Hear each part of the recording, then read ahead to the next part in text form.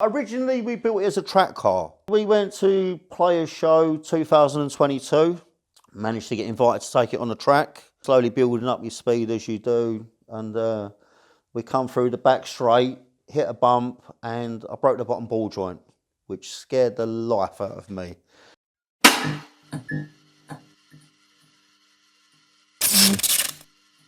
Hi, my name's Rick. This is my Ford Sierra Mk2 3-door with a V8 Lexus engine, and it's badged as an LS 400. This car was a friend of mine's who worked with me. He started to build it. He bought it as a 1600 base model from Germany, started to modify it, got fed up and bored of it, wanted to go a different direction. So he offered me the car for sale, and I bought it as a bare rolling shell, unregistered.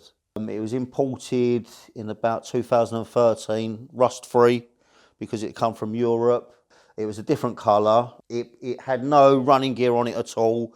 The cage had been welded and placed in, which was done by a fella in Essex, Quest Motorsport, a fella called Keith. And yeah, it just came as a bare shell with nothing on it, just in paint, ready for me to add my touch. When I bought the car, as we'd worked together, we sort of chose the colour together. He asked an opinion of a colour, and we settled on that before I even owned the car. So I got the car in 2016. I got it on the road in 2017. So I had about a year, 18 months of messing about, fixing it up, and then getting it to where it was that I could register it and then drive it. So with the exterior, so because it's a Mark II Sierra, which you didn't get in the UK, we converted it to right-hand drive. We've put a Cosworth, Sierra Sapphire Cosworth bonnet, bumper, front lip. It's got a Sierra Cosworth Mark I rear bumper. It does have Sierra Sapphire side skirts, which are modified to suit the 3-door because obviously they're from a 4-door. This is a Volkswagen colour. Originally, it was described as Bugatti blue, but it's actually Volkswagen Cornflower blue, and they now use this on the new Volkswagen range. So it was an old colour that they've recently reintroduced. Yeah, it is different. It's not a Ford colour, and just makes it stand out. So the interior, I run a set of Corbeau bucket seats, which originally I had like a budget range that I put in there, and I found them, they flex. When you're driving to hit a bump, you could feel them bend in the seat. So I upgraded, spent more money and put a better set in, which was good. I've got a fire extinguisher system in there. All the windows are polycarbonate, just for weight purposes. That's the side windows and the back window. Because I've got no heater in there, we run a heated front screen with the top tint. That's a Volkswagen colour inside. It's painted, it's a Volkswagen grey colour. No luxuries, steering wheel, gear stick, brake pedal. What more do you need? And an accelerator. So the steering wheel is a clip-off steering wheel, obviously for motorsport purposes and ease access getting in and out. Because of the cage has got the X's in the doors, sometimes a bit of a struggle to get in and out. So with that, we've put like a hot rod style dash pod, and then a digital dash with all the controls on push buttons on the pod. So indicators, headlights, wipers, everything I need is within reach of the steering wheel, and obviously it just makes it easier. Nothing's getting in your way when you're driving. So the engines come out of a Lexus LS 400, which is like the big 4-door saloon. It's the early engine, which they call the big rod engine, which was pre-1989, so it was a very early 1UZ. It's probably done 200,000 miles. I haven't rebuilt the engine in any way. All I've done is upgrade it with new injectors, wiring loom, obviously maintenance, timing belt, etc. And I've got that coupled to a M3 6-speed gearbox, manual gearbox. Joining the V8 engine to the BMW gearbox, you can get an adapter plate, which at the time that was built by F1 Motorsport, which was near Brands Hatch. So they tried different variations. He made the adapter plate. He done the flywheel, which then lets me run an M5 clutch. Engine mounts was custom made. But all those parts now, because obviously this was built 7-8 years ago, they're now readily available. There's plenty of companies out there that now make them. There's plenty of turbo kits available for them. And Australia, New Zealand, they like to supercharge them. So they do a supercharged conversion kit, which I'd like to do, but I don't want to make it undrivable. You know, it's quite comfortable to drive. I'm not wheel spinning everywhere. It's built for grip and it goes. The suspension setup I've got on it, I run Gas Gold coilovers, so that's front to back.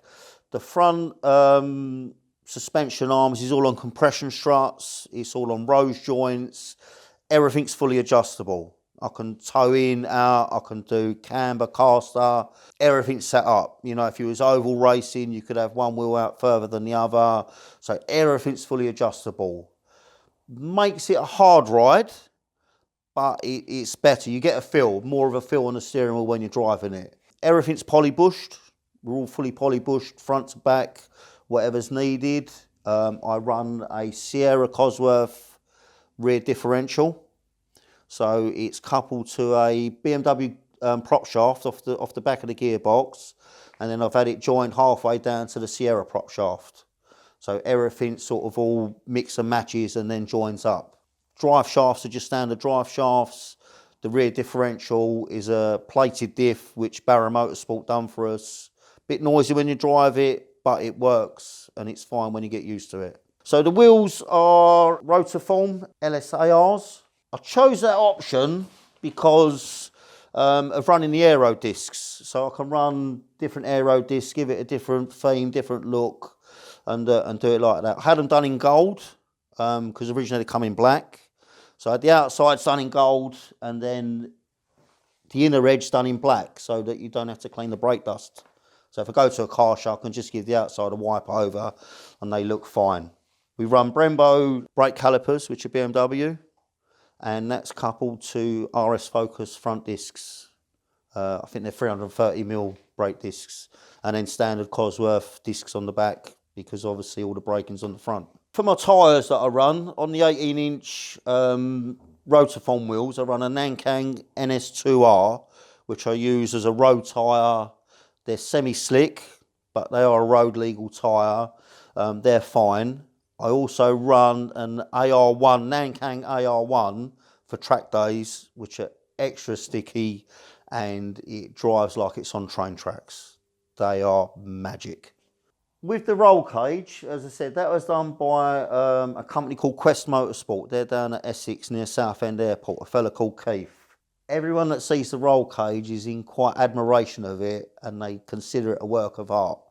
Obviously it stiffens the whole car up. It's nice, yeah. I get a lot of comments on the cage. People are very happy with it. So the headlights, because obviously the car when it came from Germany had left-hand drive headlights, so I changed the lenses on them. So the headlights on a normal Sierra would have a extra main beam in them, but these only run a single bulb, but they're on English headlight lenses, so you get the right pattern on the road. So the car, originally we built it as a track car. Went to Brands Hatch, because that was local track at the time. I took him to Cadwell Park, Bedford Aerodrome. So generally we drove it as a track car, and then the more that I drove it, the more I swerved away from the track side of it because it became too precious, and I now show it. It's now more of a show car. I drive it, everywhere I go I try and drive it as often as possible. I will trailer it sometimes if it's too far, but generally I do like to drive it. I'm most proud of getting it running, finishing it. But not that it's ever finished, but yeah, I took it to a few shows, was taken aback that won a couple of awards at a few shows. RS Owners Club, I took it there in 2021 and I got a best car and visiting club stand, which for me at the RS Owners Club was quite an achievement. Won an award at Ford Fair in 2022.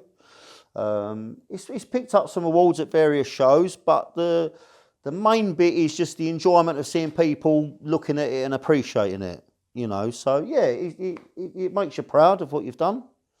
My biggest difficulties in building this car was trying to get the engine running. So when I got it, it came with the original ECU and the wiring loom, and obviously I had to think about how to get it going. Various evenings on the internet researching, tracing wires, etc. Come to sort of a standstill And like, you know, was thinking, no, I can't do this, gonna get rid of it. Then when I did manage to get it running, you know, big smile on your face, you're happy, you're over the moon, and then progress. Yeah, once it was running, it's then a big drive, a big push, makes you want to finish it. So yeah, that was the hardest thing, was just getting it running. Once it was running, it was full steam ahead. So we went to Players Show 2022, managed to get invited to take it on the track, which we did. Started the morning, was quite happy, car was looking good, sun was shining. Had a couple of warm-up laps, and it was sort of playing up, wasn't quite right, had a loose electrical wire, so we sorted that out.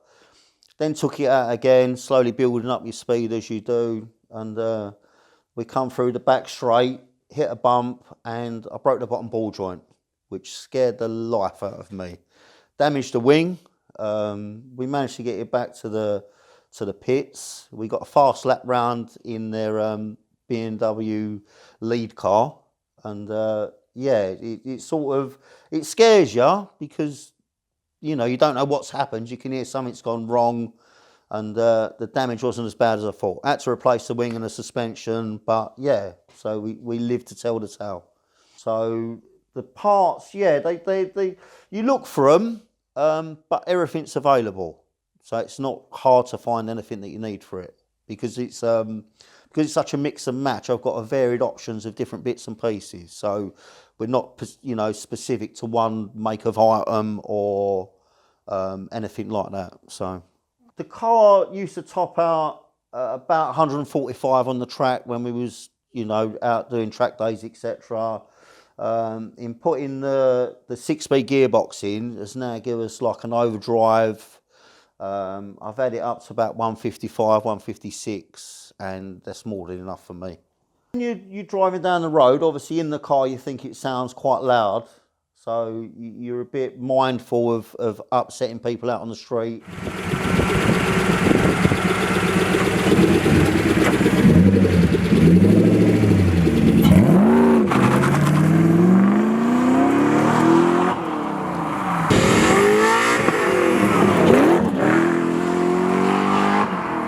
A lot of people like it, a lot of people thumbs up. When you take it to a show, some people get it, some people don't, but it always brings attention when you leave. When it starts up and leave and they hear the V8, everyone's now interested. So to drive this car, it's all right. It's not, it doesn't knock your teeth out when you drive down the road, shaking every little bump, you know. It's quite comfortable to drive. It cruises nice.